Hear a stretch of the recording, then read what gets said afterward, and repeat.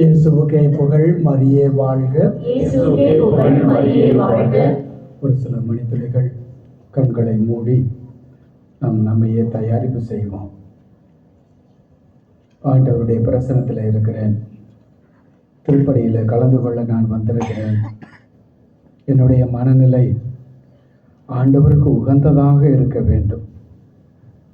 இந்த திருப்பலி தான் என்னுடைய வாழ்க்கையில் முதலும் கடைசியும். ஆகவே நம்பிக்கை நிறைந்த மனதோடு இந்த திருப்பலியில் கலந்து கொள்ள தூய ஆவியானவரே என்னுடைய மனநிலையை பார்த்து ஆசீர்வதியும். உமக்கு உகந்ததாக அல்லது உமக்கு உகந்த விதத்தில் நல்ல மனநிலையோடு இந்த திருப்பலியில் கலந்து கொள்ள என்னை ஆசீர்வதியும். என்னுடைய மனநிலையை தூய்மைப்படுத்தும். தீய எண்ணங்கள் அல்ல, மாறாக உம்மை சார்ந்திருக்கிற எண்ணங்கள் எனக்கு வேண்டும்.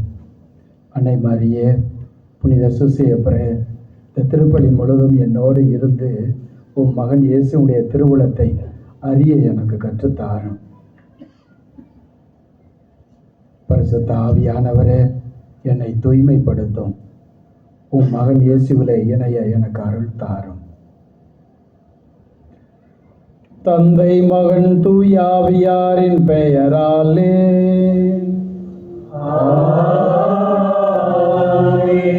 நம் ஆண்டவராகிய இயேசு கிறிஸ்துவின் அருளும் கடவுளின் அன்பும் தூய ஆவியாரின் தோழமையும் உங்கள் அனைவரோடும் இருப்பதாக.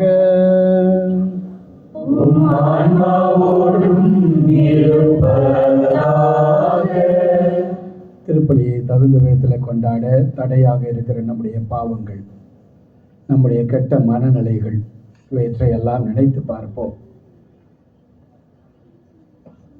பாவங்களை அறிக்கையிடுவதற்கு முன் இறைவசனம் நீதிமொழிகளில் 1வது அதிகாரம் 24வது வசனத்தில் நாம் இப்படி பார்க்கிறோம். நான் கூப்பிட்டேன், நீங்களோ செவிசாய்க்க மறுத்தீர்கள். உங்களை அரவணைக்க கையை நீட்டினேன், எவரும் கவனிக்கவில்லை. நான் கூப்பிட்டேன், நீங்களோ செவிசாய்க்க மறுத்தீர்கள். உங்களை அரவணைக்க கையை நீட்டினேன், எவரும் கவனிக்கவில்லை. கடவுள் நமக்கு தருகிற வசனம் இதுதான். கடவுளை மறுத்த நேரங்கள், கடவுளிடம் செல்லாத நேரங்களை நினைத்து பார்ப்போம்.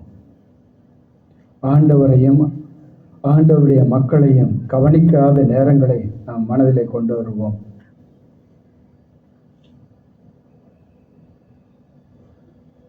இரக்கத்தின் ஆண்டவர், மன்னிப்பு கொடுக்கிற தெய்வம், நம்முடைய பாவங்களை அறிக்கையிட விரும்புகிறார். எனவே மன்னிப்பு வழங்க ஆண்டவரிடம் நம்முடைய பாவங்களை அறிக்கையிடுவோம். எல்லாம் வல்ல இறைவனிடமும் சகோதர சகோதரிகளை உங்களிடமும் நான் பாவியங்களை ஏற்றுக்கொள்கிறேன். ஏனெனில் என் சிந்தனையாலும் சொல்லாலும் செயலாலும் கடமையை தவறியதாலும் பாவங்கள் பல செய்தேன். என் பாவமே, என் பாவமே, என் பெரும் பாவமே. ஆகையால் எப்பொழுதும் கன்னியான பரிசுத்த மரியாதையும் வானதூதர் புனிதர் அனைவரையும் சகோதர சகோதரிகளே உங்களையும் நம் இறைவனாகிய ஆண்டவரிடம் எனக்காக வேண்டிக் கொள்ள மன்றாடுகிறேன். எல்லாம் வல்ல இறைவன் நம் மீது இரக்கம் வைத்து நம் பாவங்களையும் மன்னித்து நம்மை நிலை வாழ்வுக்கு அழைத்துச் செல்வாராக. ஆமென்.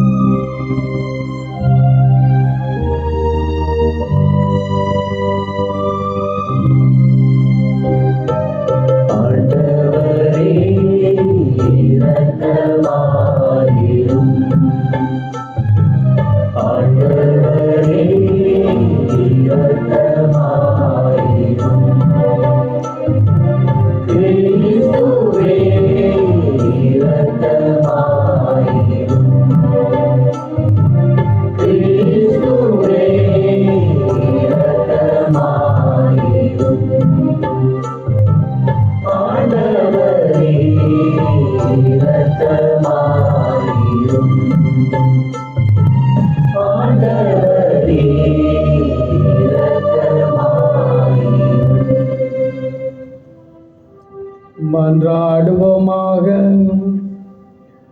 எல்லாம் வல்ல இறைவா, ஆண்டுதோறும் நாங்கள் கடைப்பிடிக்கும் தவக்கால அருளடையாள செயல்களால் கிறிஸ்துவின் மறையுண்மைகளை புரிந்து கொள்வதில் முன்னேற எங்களுக்கு உதவி அருளும்.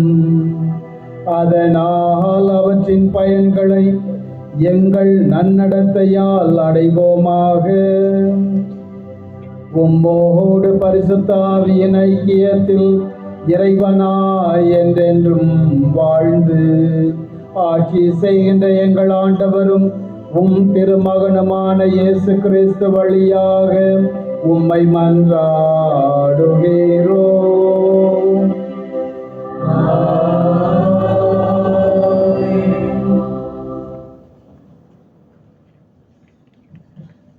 தொடக்க நூலில் இருந்து வாசகம். ஆண்டவராகிய கடவுள் நிலத்தின் மண்ணால் மனிதனை உருவாக்கி அவன் நாசிகளில் உயிர் மூச்சை ஊத மனிதன் உயிர் உள்ளவன் ஆனான். ஆண்டவராகிய கடவுள் கிழக்கே இருந்த ஏதேன் எனும் தோட்டம் அமைத்து தாம் உருவாக்கிய மனிதனை அங்கே வைத்தார். ஆண்டவராகிய கடவுள் கண்ணுக்கு அழகானதும் உண்பதற்கு சுவையானதுமான எல்லா வகை மரங்களையும் தோட்டத்தின் நடுவில் வாழ்வின் மரத்தையும் நன்மை தீமை அறிவதற்கு ஏதுவான மரத்தையும் மண்ணிலிருந்து வளரச் செய்தார். ஆண்டவராகிய கடவுள் உருவாக்கிய காட்டு விலங்குகளிலெல்லாம் பாம்பு மிகவும் சூழ்ச்சி மிக்கதாக இருந்தது. அது பெண்ணிடம், கடவுள் உங்களிடம் தோட்டத்தில் உள்ள எல்லா மரங்களிலிருந்தும் உண்ணக்கூடாது என்றது உண்மையா என்று கேட்டது. பெண் பாம்பிடம், தோட்டத்தில் இருக்கும் மரங்களின் பழங்களை நாங்கள் உண்ணலாம், ஆனால் தோட்டத்தின் நடுவில் உள்ள மரத்தில் கனியை மட்டும் நீங்கள் உண்ணக்கூடாது, அதை தொடவும் கூடாது, மீறினால் நீங்கள் சாவீர்கள் என்று கடவுள் சொன்னார் என்றாள். பாம்பு பெண்ணிடம், நீங்கள் சாகவே மாட்டீர்கள், ஏனெனில் நீங்கள் அதிலிருந்து உண்ணும் நாளில் உங்கள் கண்கள் திறக்கப்படும், நீங்கள் கடவுளைப் போல் நன்மை தீமை அறிவீர்கள் என்பது கடவுளுக்கு தெரியும் என்றது. அந்த மரம் உண்பதற்கு சுவையானதாகவும் கண்களுக்கு களிப்பூட்டுவதாகவும் அறிவு பெறுவதற்கு விரும்பத்தக்கதாகவும் இருந்ததைக் கண்டு பெண் அந்த பழத்தை பறித்து உண்டாள். அதை தன்னுடன் இருந்த தன் கணவனுக்கும் கொடுத்தாள், அவனும் உண்டான். அப்பொழுது அவர்கள் இருவரின் கண்களும் திறக்கப்பட்டன. அவர்கள் தாங்கள் ஆடையின்றி இருப்பதை அறிந்தனர். ஆகவே அத்தி இலைகளை தைத்து தங்களுக்கு ஆடைகளை செய்து கொண்டனர். ஆண்டவரின் அருள்வாக்கு. பதிலுரை பாடல் பல்லவி. ஆண்டவரே இரக்கமாயிரும், ஏனெனில் நாங்கள் பாவம் செய்தோம். கடவுளே, உமது பேரன்புக்கேற்ப எனக்கு இரங்கும், உமது அளவற்ற இரக்கத்திற்கு ஏற்ப என் குற்றங்களை துடைத்தருளும். என் தீவினை முற்றிலும் நீங்கும்படி என்னை கழுவியருளும். என் பாவம் அற்று போகும்படி என்னை தூய்மைப்படுத்தியருளும். ஆண்டவரே இரக்கமாயிரும், ஏனெனில் நாங்கள் பாவம் செய்தோம். ஏனெனில் என் குற்றங்களை நான் உணர்கிறேன். என் பாவம் எப்போதும் என் மனக்கண் முன் நிற்கின்றது. உமக்கு எதிராக நான் பாவம் செய்தேன், உம் பார்வையில் தீயது செய்தேன். ஆண்டவரே இரக்கமாயிரும், ஏனெனில் நாங்கள் பாவம் செய்தோம். கடவுளே, தூயதோர் உள்ளத்தை என்னுள்ளே படைத்தருளும். உறுதி தரும் ஆவியை, புதுப்பிக்கும் ஆவியை என்னுள்ளே உருவாக்கியருளும். உமது முன்னிலையிலிருந்து என்னை தள்ளிவிடாதேயும். உமது தூய ஆவியை என்னிடமிருந்து எடுத்து விடாதேயும். ஆண்டவரே இரக்கமாயிரும், ஏனெனில் நாங்கள் பாவம் செய்தோம். உம் மீட்பின் மகிழ்ச்சியை மீண்டும் எனக்கு அளித்தருளும். தன்னார்வ மனம் தந்து என்னை தாங்கியருளும். என் தலைவரே, என் இதழ்களை திறந்தருளும். அப்போது என் வாய் உமக்கு புகழ் சாற்றிடும். ஆண்டவரே இரக்கமாயிரும், ஏனெனில் நாங்கள் பாவம் செய்தோம்.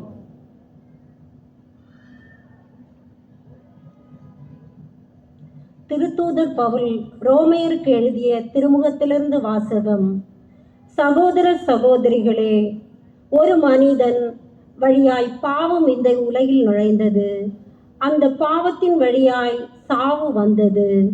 அதுபோலவே எல்லா மனிதரும் பாவம் செய்ததால் எல்லா மனிதரையும் சாவு கவ்விக்கொண்டது. திருச்சட்டம் தரப்படும் முன்பு உலகில் பாவம் இருந்தது. ஆனால் சட்டம் இல்லாத போது அது பாவமாக கருதப்படவில்லை. ஆயினும் ஆதாம் முதல் மோசே வரையில் இருந்தவர்கள் ஆதாமை போல் கடவுளின் கட்டளையை மீறி பாவம் செய்யவில்லை. எனினும் சாவு அவர்கள் மீது ஆட்சி செலுத்திற்று. இந்த ஆதாம் வரவிருந்தவரும் முன்னடையாளமாய் இருக்கின்றார். ஆனால் குற்றத்தின் தன்மை வேறு, அருள்கொடையின் தன்மை வேறு.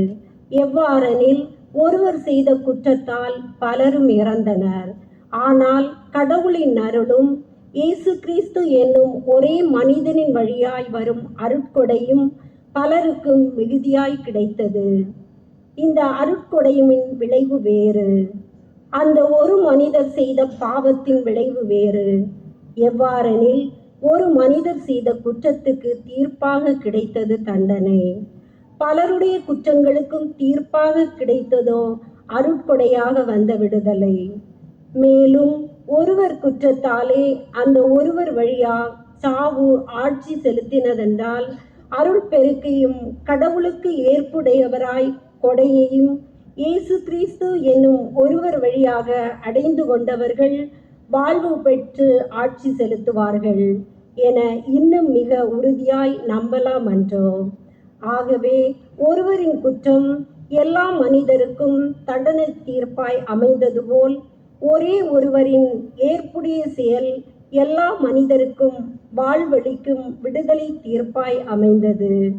ஒரு மனிதரின் கீழ்ப்படியாமையால் பலர் பாவிகளானது போல் ஒருவரின் கீழ்ப்படிதலால் பலர் கடவுளுக்கு ஏற்புடையவர்கள் ஆவார்கள்.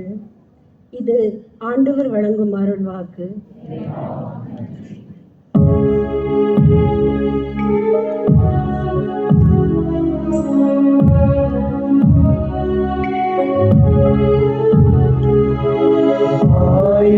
மந்தையை காப்பது போல ஆண்டவர் நம்மை காக்கின்றார். ஆயன் மந்தையை காப்பது போல ஆண்டவர் நம்மை காக்கின்றார். மனிதர் அப்பத்தினால் மட்டுமல்ல, மாறாக கடவுளின் வாய்ச்சொல் ஒவ்வொன்றாலும் வாழ்வாம். ஆயுதன் மந்தையை காப்பது போல ஆண்டவர் நம்மை காக்கின்றார். ஆண்டவர் உங்களோடு இருப்பாராக, உம் ஆன்மாவோடும் இருப்பார். மத்தேயு எழுதிய பரிசுத்த நற்செய்தியிலிருந்து வாசகம். ஆண்டவரே ஆசி உமக்கே. அக்காலத்தில் இயேசு அலகையினால் சோதிக்கப்படுவதற்காக பாலை நிலத்திற்கு தூய ஆவியால் அழைத்து செல்லப்பட்டார். அவர் 40 நாள் இரவும் பகலும் நோன்பிருந்தார். அதன் பின் பசியுற்றார். சோதிக்கிறவன் அவரை அணுகி, நீர் இறைமகன் என்றால் இந்த கற்கள் அப்பமாகும்படி கட்டளையிடும் என்றான். அவர் மறுமொழியாக, மனிதர் அப்பத்தினால் மட்டுமல்ல, மாறாக கடவுளின் வாய்ச்சொல் ஒவ்வொன்றாலும் வாழ்வர் என மறைநூலில் எழுதியுள்ளதே என்றார். பின்னர் அலகை அவரை எருசலேம் திருநகரத்திற்கு கூட்டிச் சென்றது. கோவிலின் உயர்ந்த பகுதியில் அவரை நிறுத்தி, நீர் இறைமகன் என்றால் கீழே குதியும். கடவுள் தம் தூதருக்கு உம்மை குறித்து கட்டளையிடுவார்.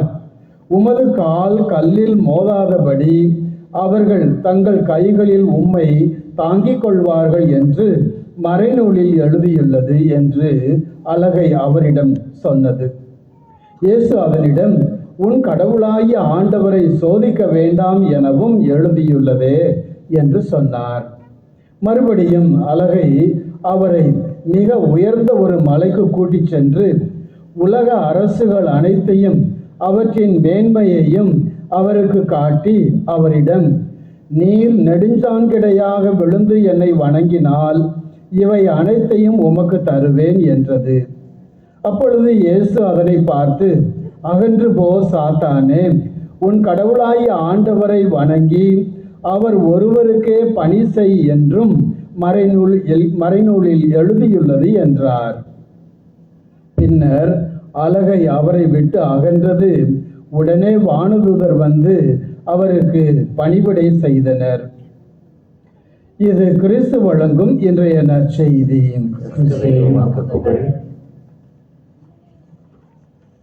கொஞ்ச நேரம் அமைதியா அப்படியே உட்காரலாம். உங்களை பார்த்தா என்ன இருக்குது அப்படின்னு சொன்னால் அதிகமாக பிரசங்கம் வைக்கலாம் போல தோணுது. சரியா? மணி 7:20 கரெக்டாக ஒரு 9 மணி வரை. ரைட்? எல்லா முகத்தில் சிரிப்பு தான் வரும். நான் சீரியஸாக சொல்கிறேன், சிரிக்கிறீங்க. எதுக்காக சொல்கிறேன் அப்படின்னு சொன்னால், இந்த மாதிரி அமர்ந்திருக்கிறது என்னால் முடியாது. ஆனால் சம்மணம் போட்டு உட்கார்ந்துருக்கிறீங்க அப்படின்னு சொன்னால் இது கடவுள் கொடுத்த ஒரு நற்சுகம். சரிங்களா? ஆமாம் தானே? எல்லாரும் வயிறு பெருசாகி இப்படி உட்காந்து முடியாது. ஆனால் இந்த திருப்பலியில் இப்படி ஒரு அழகான வாசகங்களை கேட்டு அதை தியானிக்கிறதுக்காக இப்படி ஒரு மனநிலையோடு உட்கார்ந்துருக்கிறதுக்கு கடவுளுக்கு தான் மாட்சி. எனவே இந்த ஒரு மனநிலை உங்களில் பெருகட்டும். இந்த நாட்களில் தான் நாம் எல்லாருமே இன்னும் அதிகமாக ஒன்று கூடுகிறோம்.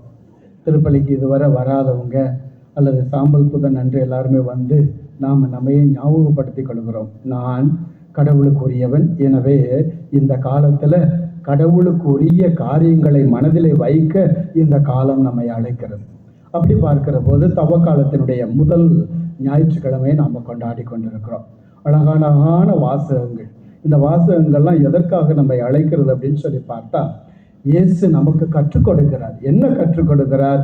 சோதனைகள் வரும்போது நாம் எப்படிப்பட்ட ஒரு மனநிலையில் இருந்தால் அதை நாம் வெற்றி கொள்ளலாம் என்பதற்குத்தான் இந்த ஒரு நற்செய்தி நமக்கு ஒரு உதாரணம்.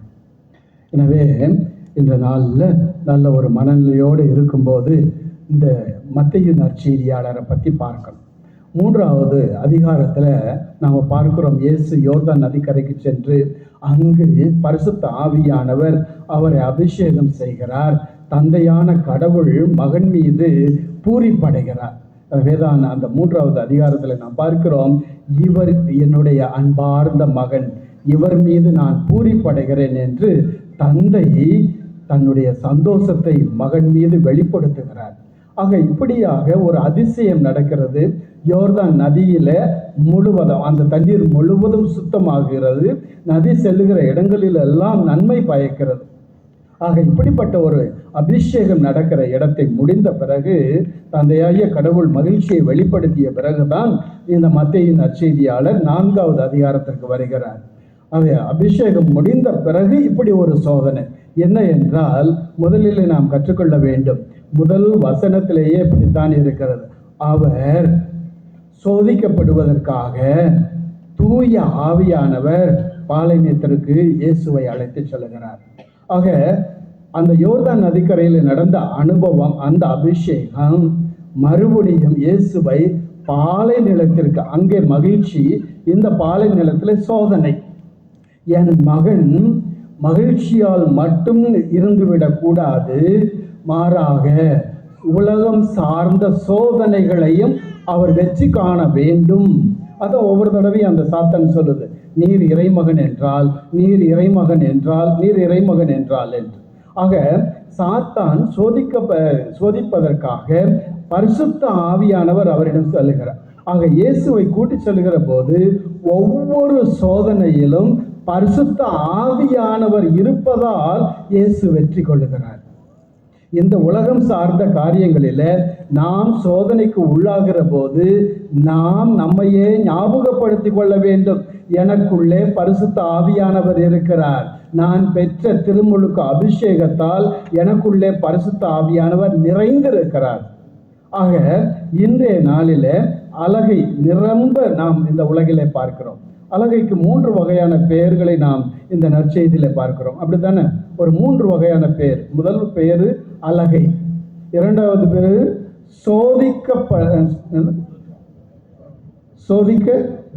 சொல்லுங்க, டெம்ப்டர். அப்படின்னா என்ன அர்த்தம்? டெம்ப்டர்னா என்ன அர்த்தம்? நம்ம பிள்ளைகள்கிட்ட கேட்டு பார்க்கலாம். கேட்கலாமா? அவன் இங்கே தடவுறான், டிக்ஷனரி வேணுமா? ஓகே, சோதிப்பவன். அப்போ 3வது பார்க்கிறோம், இயேசு என்ன சொல்றாரு? சாத்தானே அப்படின்னு சொல்றாரு. ஆக 3 வகையான பெயர்களை பார்க்கிறோம். இந்த அன்றாட வாழ்க்கையில இந்த 3 பேருமே நம்ம எல்லாரையும் என்ன பண்றாங்க? சோதிக்கிறான். இவன் சோதிக்கிறவன். இவன் சார்ந்த எண்ணங்கள் பெருகும் போது நம்முடைய மனநிலை எல்லாம் எப்படி இருக்குன்னு தெரியுமா? we begin to complain. என்ன கம்ப்ளைண்ட்? ஒரு நிறைவு இருக்காது இங்க. அதனால வெளி அடையாளம் என்னவா இருக்கும்? சாமியார் ஏன் நேரம் நின்று பேசாம கோணலா நின்று பேசுறாரு? அவன் உண்டியல்ல 2 ரூபா போடுறது போல 1 ரூபா போட்டான். அந்த காசு எங்க போகுது? இந்த தவக்காலத்துல ஏன் திருநீறு வைக்கல? இது எல்லாம் ஒன்று மேல ஒன்றை கம்ப்ளைண்டா இருக்கு. காலையிலிருந்து படுக்க போறது வர வெறுவில் படுக்கும் போதும் கம்ப்ளைண்டா தான் இருக்கு. கடவுளே எனக்கு தூக்கம் வரல அப்படின்னு சொல்லி சாத்தான் வந்து அவனால் நாம் அலைக்கழிக்கப்படுகிற போது நம்முடைய மனநிலை எல்லாம் என்னவாக இருக்கும்? இந்த சாங்சுவரியில, இந்த ஆலயத்துல நிம்மதி இல்லாததுனால நம்ம என்ன பண்றோம்? அடுத்தவர்களை நிம்மதி இல்லாத வாழ்க்கைக்கு நம்ம சொல்றோம், இது சரியில்லை, அது சரியில்லை. நீங்க என்ன பண்ணிட்டீங்க? நான் இருந்த காலத்துல, நாங்க இருக்கும்போது அந்த தற்பெருமை அதிகமாகும். இரண்டாவதாக பார்க்கிறோம், அவனுடைய உள்ளத்துல மன நிறைவு இல்லாததுனால அடுத்தவருக்கும் அந்த ஒரு நெகட்டிவிட்டி, எதிர்மறையான சிந்தனைகளை கொடுத்துக்கிறது. அடுத்தவன் நல்லவனா இருப்பான், நல்லவனா இருந்தாலும் இவன் என்ன பண்ணுவான்? தன்னுடைய எதிர்மறையான சிந்தனைகளை வைத்து வைத்து வைத்து சொல்லி சொல்லி அவன் சரியில்லை, அவன் சரியில்லை, அவன் சரியில்லைன்னு சொல்லி சொல்லி சொல்லி சொல்லி அந்த நல்ல மனநிலையும் கெடுத்து விட்டார். ஒரு தடவை சொல்லி பாருங்களேன், நீ அழகானவன் சொல்லி பாருங்க, நல்லா இருக்கிறீங்க அப்படின்னு சொல்லி பாருங்க. அவன் முகத்துல சந்தோஷம், உங்க உள்ளத்துல இருக்கிற சந்தோஷத்தை வெளிப்படுத்துறீங்க. அதே நேரத்துல நாசமா போகுது, சரியே இல்லை, இதெல்லாம் ஒரு முகமா, இது என்ன, இது பேய் மாதிரி இருக்கு அப்படின்னு சொல்லி பாருங்க, அது மனுஷன் செத்தே போயிடுவான். அப்படிதான் நெகட்டிவிட்டி பரவ பரவ நம்ம எதை விதைக்கிறோம் அப்படின்னு சொன்னா, இருள் சார்ந்த எண்ணங்களை விதைக்கிறோம். இல்லை, இந்த தவக்காலத்தில் அதைத்தான் கடவுள் சொல்றார். நமக்குள்ள இருக்கிற அதிசயங்களை நம்ம நினைச்சு பார்க்கணும். என்ன முதல் அதிசயம்? நம்ம அப்பா அம்மா நமக்கு கத்தோலிக்க மறையை கொடுத்த அந்த அதிசயம். நம்ம யாரோ எந்த ஒரு சமயத்திலையும் இருந்திருக்கலாம், நம்ம அப்பா அம்மா நமக்கு கொடுத்த இந்த கத்தோலிக்க மறை. இரண்டாவதாக திருமுழுக்கு. மூன்றாவதாக ஒவ்வொரு அருட்சாதனம், ஒவ்வொரு நாள் நாம் கொண்டாடுகிற திருப்பலி, நாம வாசிக்கிற இறை வார்த்தை, நமக்குள்ள வீட்டுக்குள்ள இருக்கிற பொக்கிஷம். கணவன் ஒரு பொக்கிஷம், தாய் ஒரு பொக்கிஷம், பிள்ளைகள் திருமணத்தினுடைய வெளிப்பாடு. ஆக இப்படியாக கடவுள் சார்ந்த எண்ணங்களை தூய ஆவியானவர் கொடுக்கிறார். எனவேதான் இயேசு அவருடைய உள்ளத்துல தூய ஆவி நிரம்ப இருந்ததால் ஒவ்வொரு முறையும் இந்த அலகையை சாதனையாக மாற்றுகிறார். இல்லை, மறைநூலில் இப்படி இருக்கிறது, இதே மறைநூலில் தான் எனக்கும் திரித்து பேச முடியும் என்பதை உணர்ந்தவராக வெற்றியை காண்கிறார். ஆக இந்த நாள்ல நமக்கு எப்படிப்பட்ட ஒரு மனநிலை வேண்டும் என்றால், திருப்பாடல் 23:4 நம்ம பார்க்கிறோம். என்ன என்றால், நான்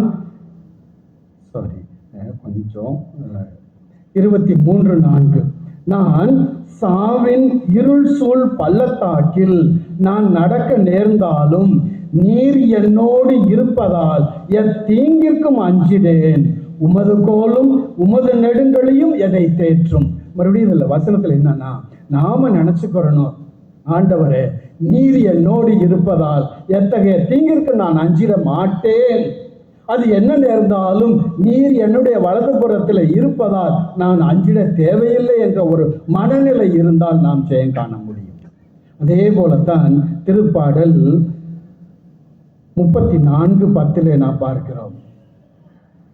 சிங்கக்குட்டிகள் உணவின்றி பட்டினி இருக்க நேரிட்டாலும் ஆண்டவரை நாடுவோருக்கு நன்மை எதுவும் குறையாது.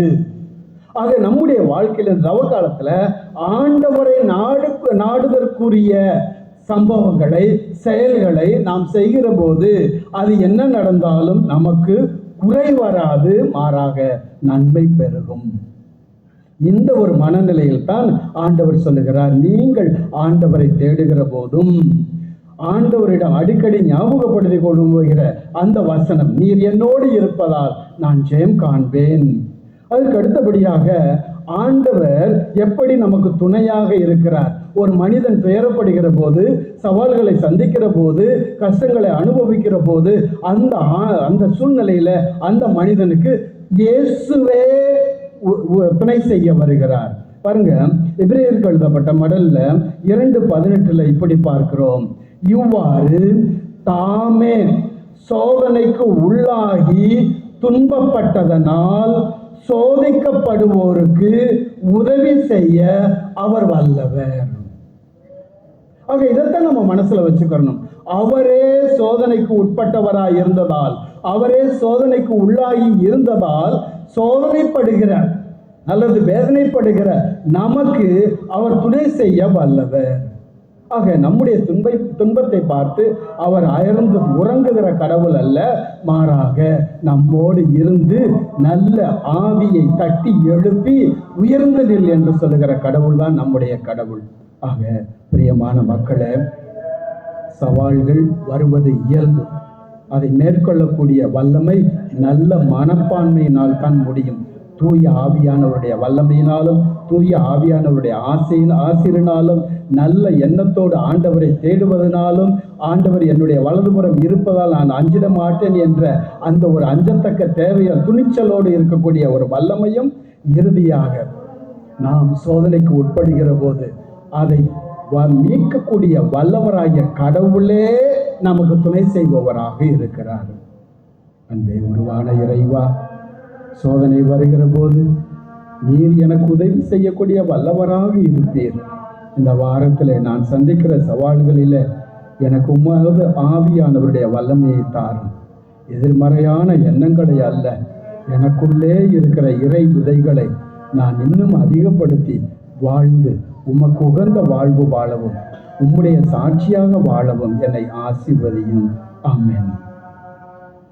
அனைவரும் எழுந்து நின்று விசுவாசத்தை அறிக்கையிடுவோம்.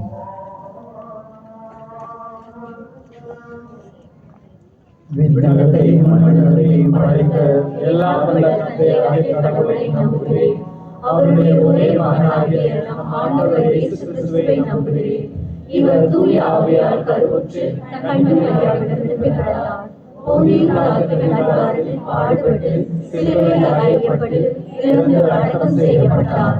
பாதாளத்தில் இறங்கி 3ஆம் நாள் இறந்தோரிடமிருந்து உயிர்த்தெழுந்தார்.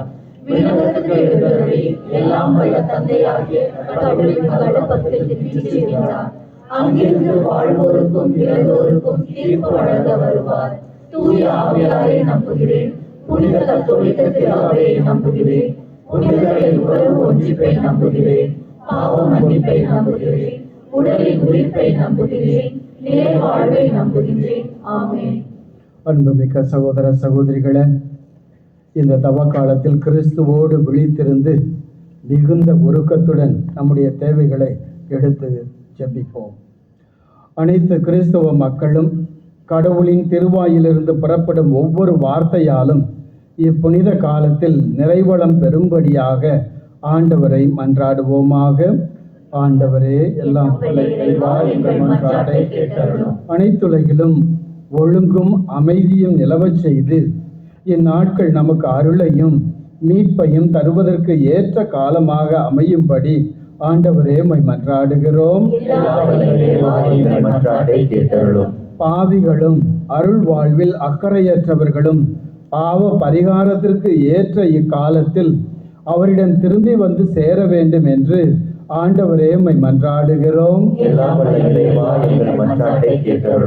நமது உள்ளத்தின் ஆழத்தில் பாவத்தை வெறுக்கும் உணர்வை தூண்டிவிட வேண்டும் என்று ஆண்டவரே உம்மை மன்றாடுகிறோம். நோய்வாய்ப்பட்ட மனிதர்கள், நம்முடைய பிள்ளைகள், அவருடைய எதிர்காலம் சிறப்பாக தேர்வு எழுதுகிற இந்த காலங்களில் தூய ஆவியானவர் நம்முடைய பிள்ளைகளை ஆசீர்வதிக்க ஜெபிப்போம். கூடியிருக்கிற இந்த திரு அவை நம்முடைய குடும்பங்கள் இன்னும் நம்முடைய வாழ்விலே வெறுமைப்படுகிற போதெல்லாம் ஆண்டவர் இருக்கிறார் என்ற நம்பிக்கை பெருக ஜெபிப்போம். ஆண்டவரே, உம் மக்கள் முழு இதயத்தோடு மனம் திரும்பி உம்மிடம் வரச் செய்தருளும். அவர்கள் துணிவுடன் மன்றாடி கேட்பதெல்லாம் உமது இரக்கத்தால் பெற்றுக்கொள்வார்களாக. எங்கள் ஆண்டவராகிய கிறிஸ்து வழியாக உம்மை மன்றாடுகிறோம். ஆமென்.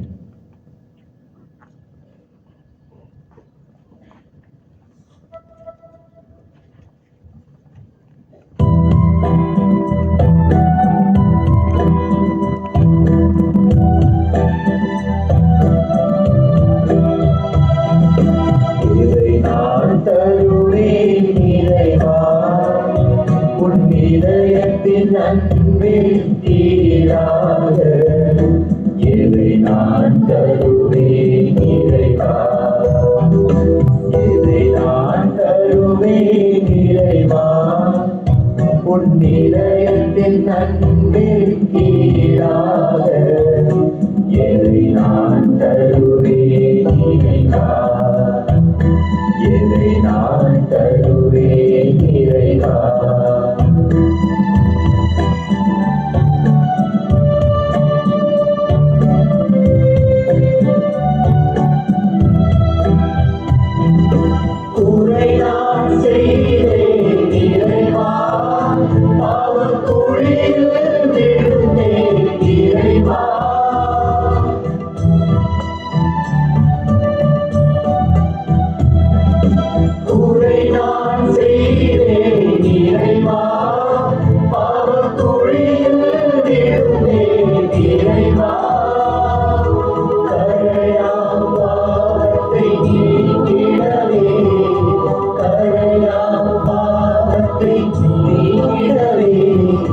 கல்வாரி மலையில் இறந்தாயோ, இதை நான் தருவேன் இறைவா, உன் இதயத்தின் அன்பில் ஈடாக எதை நான் தருவேன் இறைவா, எதை நான் தருவேன் இறைவா.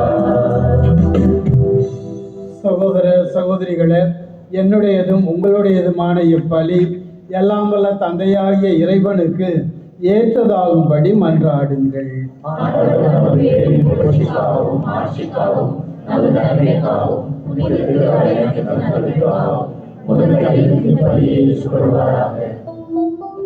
ஆண்டவரே, இக்காணிக்கைகளை உமது திருமுன் கொண்டு வந்து புனிதமிக்க அருள் அடையாள கொண்டாட்டத்தை தொடங்குகின்றோம். இவற்றை தகுந்த முறையில் ஒப்புக் கொடுக்க எங்களுக்கு அருள் புரிவீராக. எங்கள் ஆண்டவராய கிறிஸ்து வழியாக உம்மை மன்றாடுகிறோம்.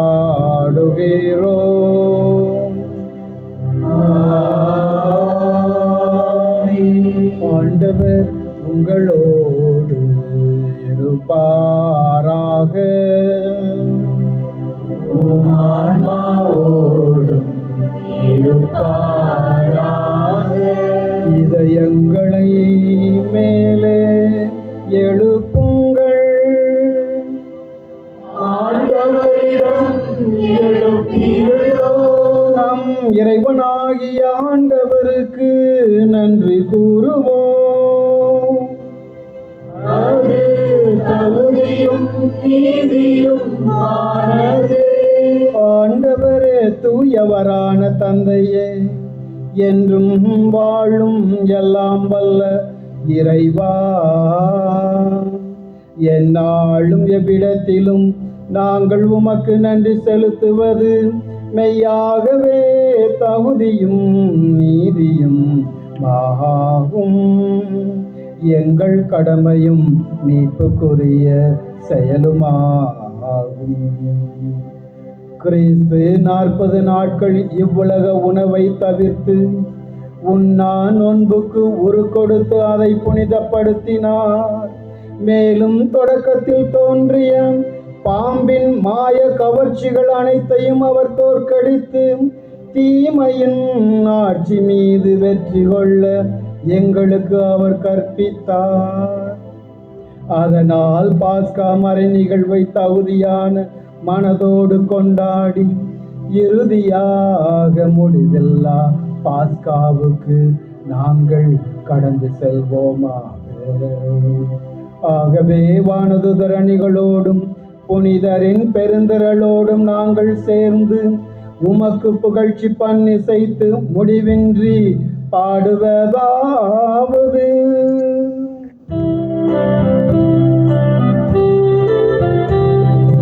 தூயவர் தூயவர் தூயவர் மழைகளின் தளவுள்ளம் ஆண்டவர்.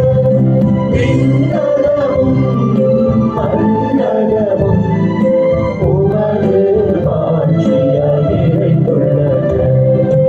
உன்னதங்களிலே ஓசானா, உன்னதங்களிலே ஓசானா.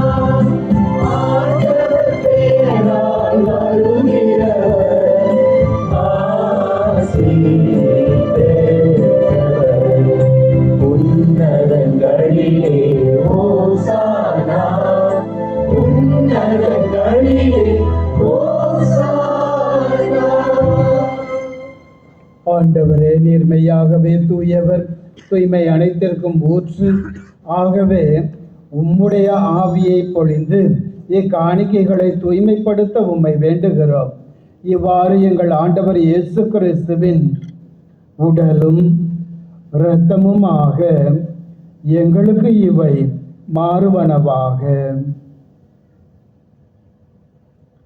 அவர் பாடுபட உளம் கனிந்து தம்மை கையளித்த போது அப்பத்தை எடுத்து நன்றி செலுத்தி அதை பிட்டு தம் சீடர்களுக்கு அளித்து அவர் கூறியதாவது: அனைவரும் இதிலிருந்து பெற்று உண்ணுங்கள், ஏனெனில் இது உங்களுக்காக கையளிக்கப்படும் என் உடல்.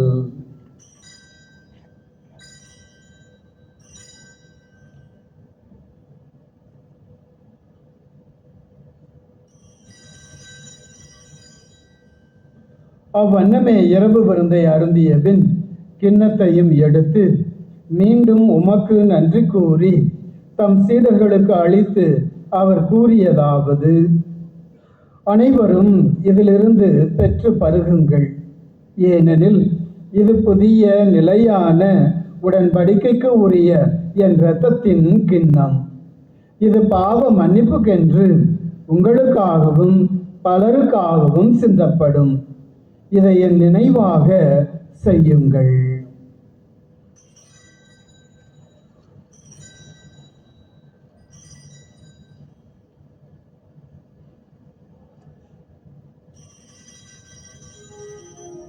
நம்பிக்கையின் மறைபொருள்.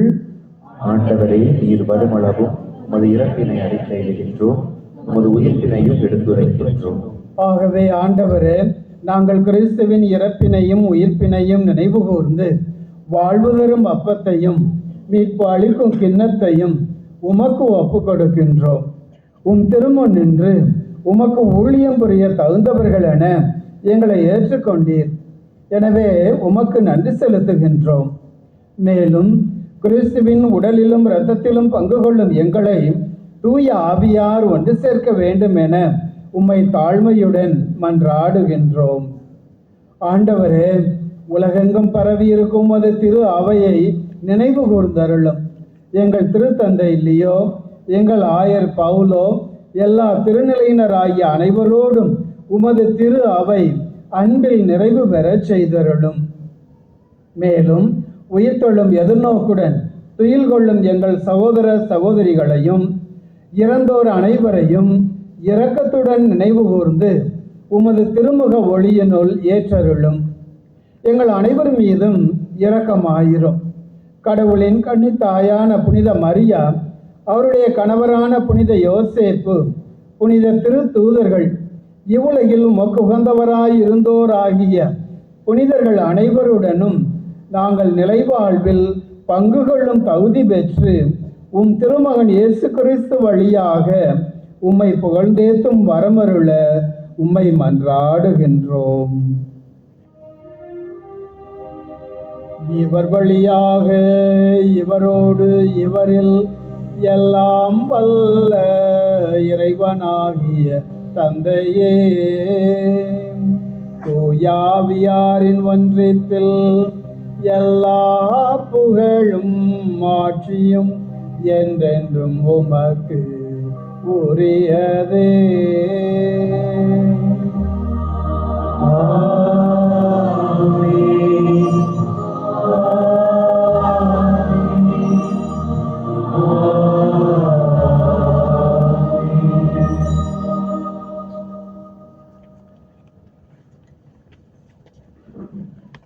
மீட்பரின் கட்டளையால் கற்பிக்கப்பட்டு இறை படிப்பினையால் பயிற்சி பெற்ற நாம் துணிந்து சொல்லுவோம்.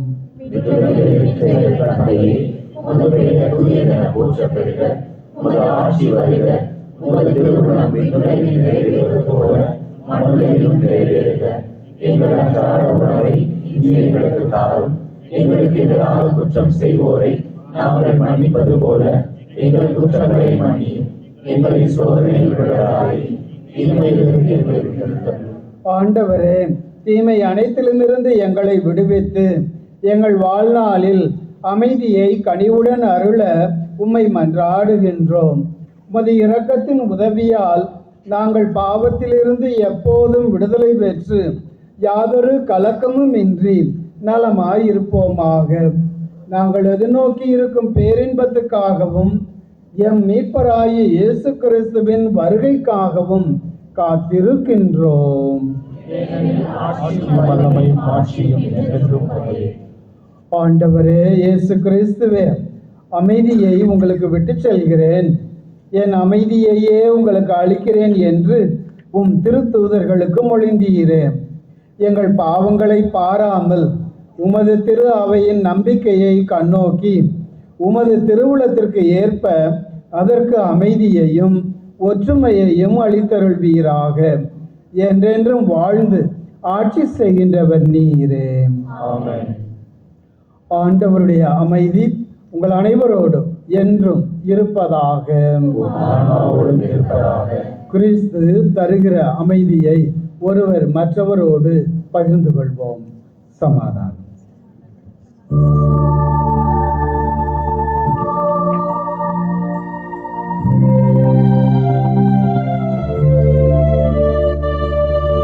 உலகின் பாவம் போக்கும் இறைவனின் செம்மறியே,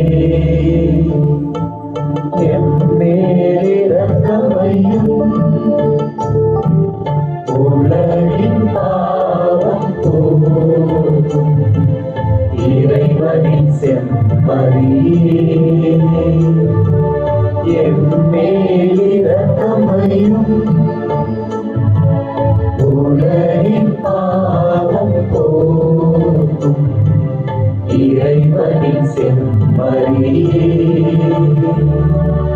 எனக்கு அமைதியருளும், எனக்கு அமைதியருளும்.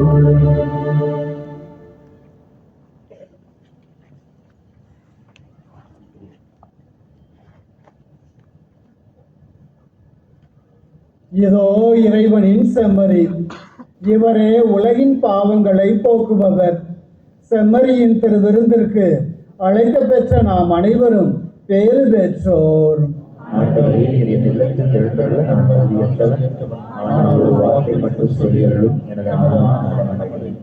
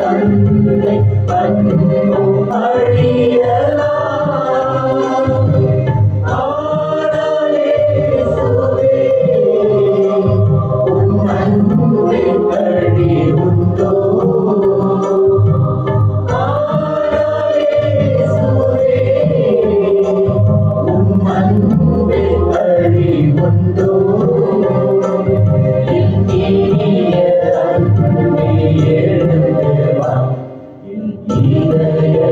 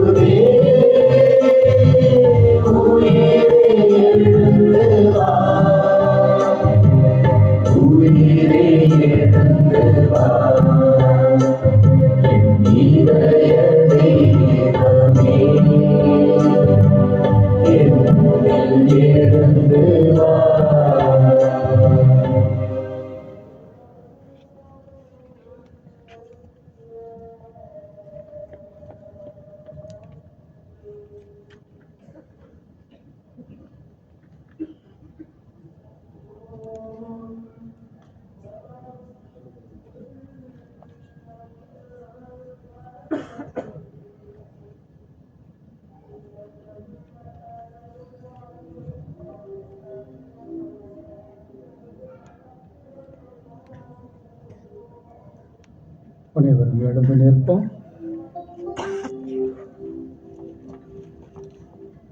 மன்றாடுவோமாக. ஆண்டவரே, புத்துயிர் தரும் விண்ணக உணவினால் எங்கள் நம்பிக்கை ஊட்டம் பெறவும், எதிர்நோக்கு வளரவும், அன்பு உறுதியடையவும் உம்மை வேண்டுகின்றோம். அதனால் உயிருள்ள உண்மையான உணவாம் கிறிஸ்துவை நாங்கள் ஆர்வத்துடன் நாட கற்றுக்கொள்வதோடு, உமது வாயினின்று புறப்படும் எல்லா வார்த்தைகளாலும் வாழ்ந்திட நாங்கள் ஆற்றல் பெறுவோமாக. எங்கள் ஆண்டவராய கிறிஸ்து வழியாக உம்மை மன்றாடுகிறோம்.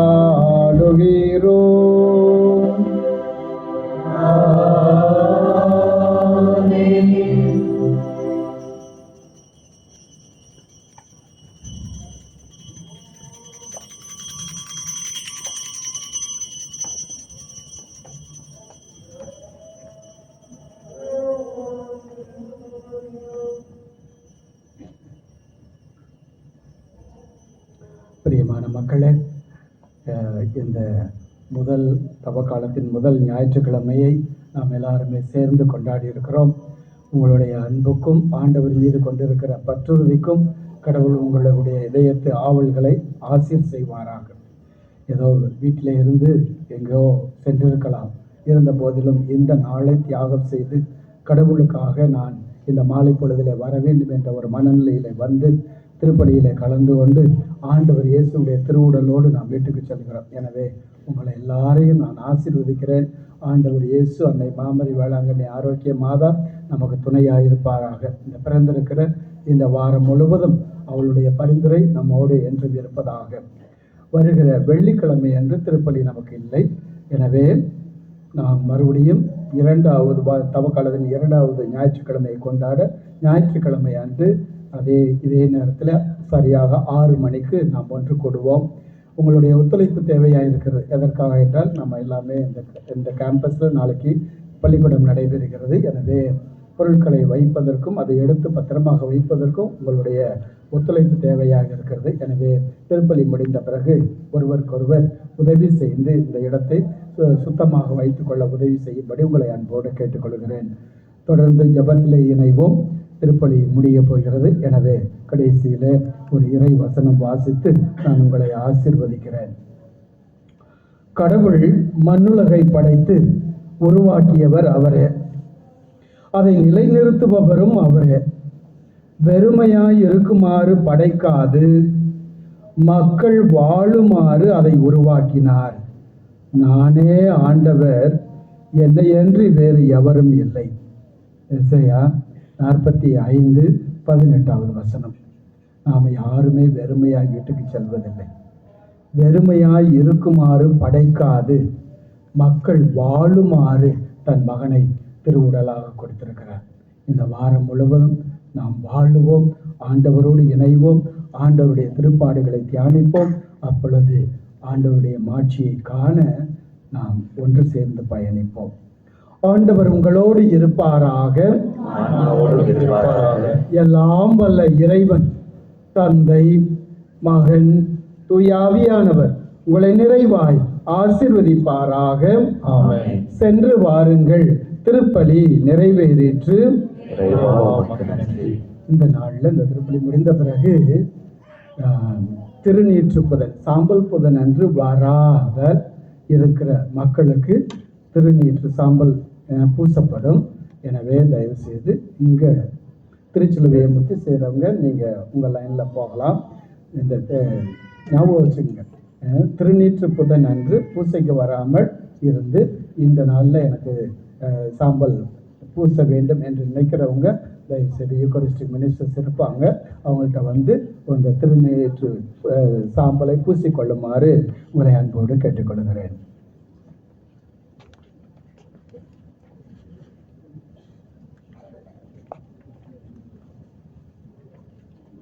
கொஞ்சம் தூரமாக இருக்கிறவங்க தீர்த்தம் தெளிக்க போகிறேன். எனவே தயவுசெய்து கொஞ்சம் ஒரு பக்கமாக இந்த பக்கம் கொஞ்சம் வந்து கொடுங்க.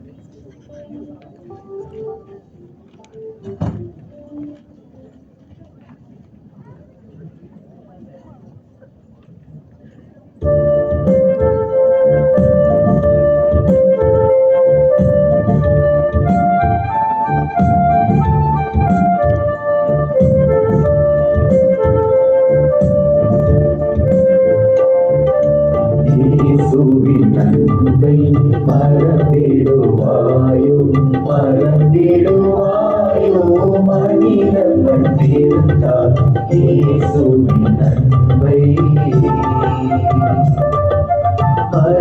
மறந்திடாதீர்கள் சிலுவையிலே அவர்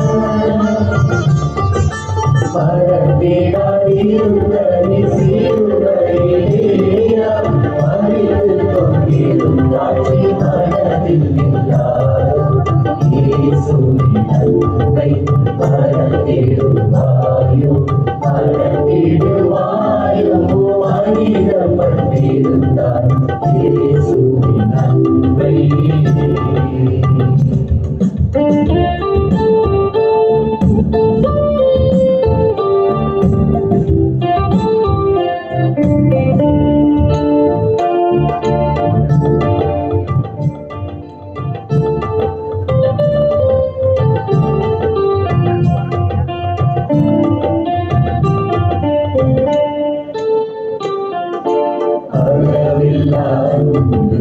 அதிசய அன்பு ஆழமகள் நீரம் எல்லை காணா அன்பு கடந்தவில்லா அன்பு கருணை சிறந்து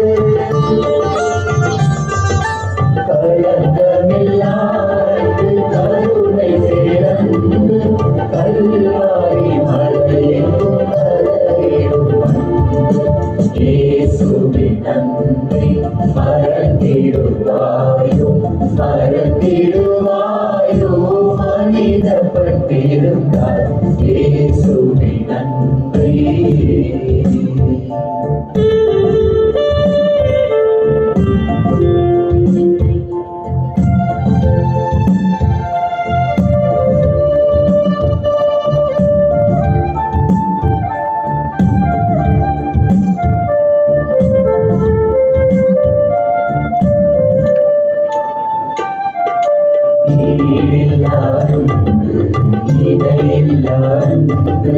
இயேசுவின் உயிர் தந்த லட்சிய அன்பு ஆனந்த அன்பு அபூர்வ அன்பு ஆனந்த அன்பு அபூர்வ அன்பு ஆண்டவர் இயேசு நம் மீது கொண்ட அன்பு இயேசுவின் அன்பை மறந்திடுவாயோ மறந்திடுவாயோ மனிதப்பட்டிருந்தால் இயேசுவின் அன்பை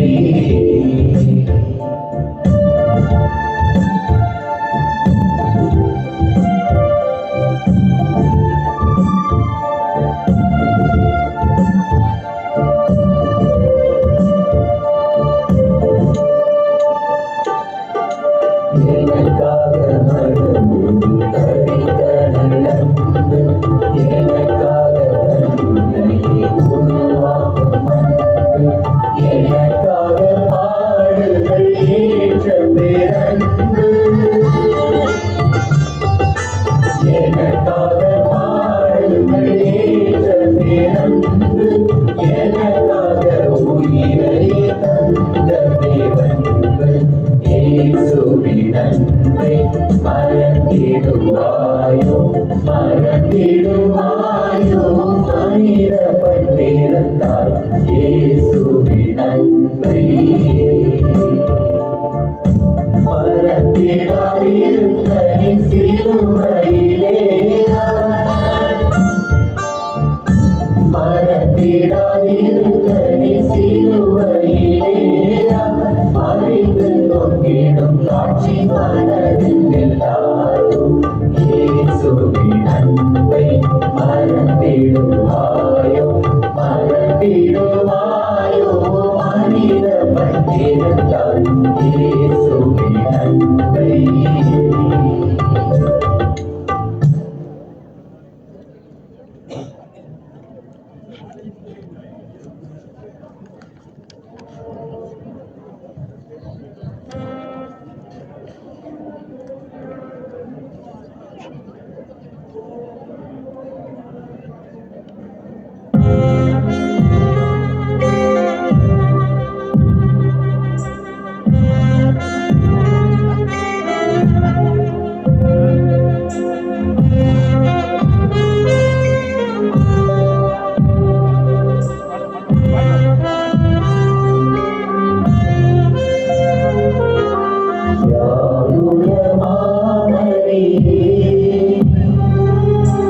யாகத்தின் மாதாவே, சிலுவை அடியினிலே சிந்தை நொந்தழுதாயோ. யாதுள்ள மாமரியே, யாகத்தின் மாதாவே, சிலுவை அடியினிலே சிந்தை நொந்தழுதாயோ.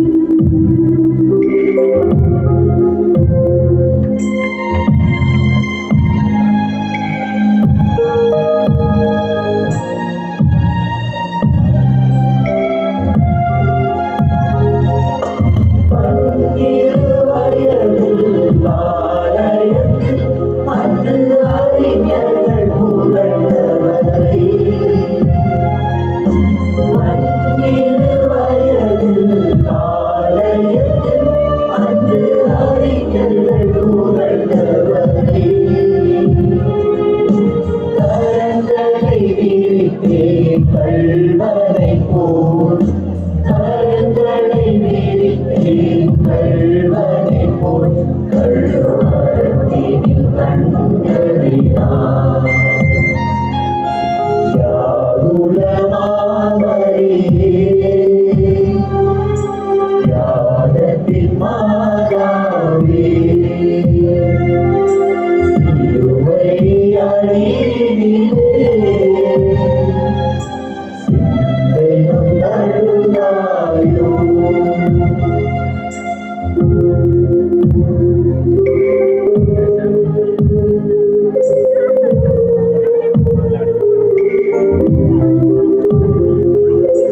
கண்ணீர் சிந்திய மனிதருக்கு அருள் பண்ணிய திருமகனே. கண்ணீர் சிந்திய மனிதருக்கு அருள் பண்ணிய திருமகனே. மன்னவர்க்காக தன்னுயிரை, மன்னவர்க்காக தன்னுயிரை இன்று மாய்ந்திட கண்டதினார். யாதுள்ள மாமரியே, யாகத்தின் மாதாவே,